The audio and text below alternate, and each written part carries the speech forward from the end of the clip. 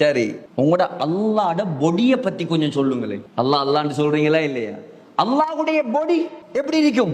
அஹிய சல்பத்துன் கல் ஹதீத், இரும்பை போல திண்மமா, அம் சாயிலத்துன் கல்மா, அல்லது நீரை போல திரவமா, அம் காசியத்துன் கத்துஹான், அல்லது புகையை போல வாயுவா? அல்லாஹ் கட்டியானவனா, தண்ணியானவனா, புகையா? எப்படி? கிண்டல், இதெல்லாம் கிண்டல். அல்லாஹ்வை கிண்டல் பண்றது கேட்கறது விட சொல்லேலுமா? நம்மள்கிட்ட கேட்டா முழிப்போம், இதுக்கு என்னடா விட சொல்றது? நம்ம போனி ரஹ்மத்துல்லாஹி அலைஹி கேட்டாங்க, ஓ நீங்க அப்படி வாரீங்களா?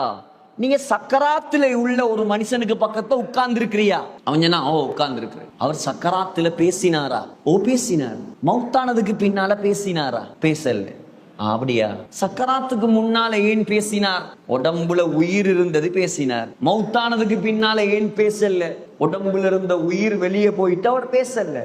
அப்படியா? கொஞ்சம் அந்த உயிரை பத்தி சொல்ல எனக்கு. உயிர் அது இரும்ப போல கட்டியா, அல்லது தண்ணீரை போல திரவமா, அல்லது புகைய போல வாயுவா? சொன்னான், இரும்பு பத்தி எல்லாம், ரூக பத்தி எல்லாம் அதை எப்படி நாங்க சொல்ல முடியும்? அது ரூகுண்டு இருக்குது, அவ்வளவுதான். நான் போனி ரஹ்மத்துல்லாஹி சொன்னாங்க, சாதாரண ரூக பத்தியே ஒன்னால சொல்ல முடியாது. ரூகை படைத்த ரப்புல் ஆலமீன் அவன் திண்மமா, திரவமா, வாயுவா? நீ எப்படி கேட்ப? அவன் கற்பனைக்கு அப்பாற்பட்டவன். அவனுடைய படைப்புகளையே எங்களால பார்த்து சிந்திக்க முடியாது. அவனை எப்படி நாங்க வர்ணிக்கிறது? அவனை பார்க்கலாம் சொர்க்கத்துல. அதான் சகோதரர்களே, குல் ஹுவல்லாஹு அஹத்.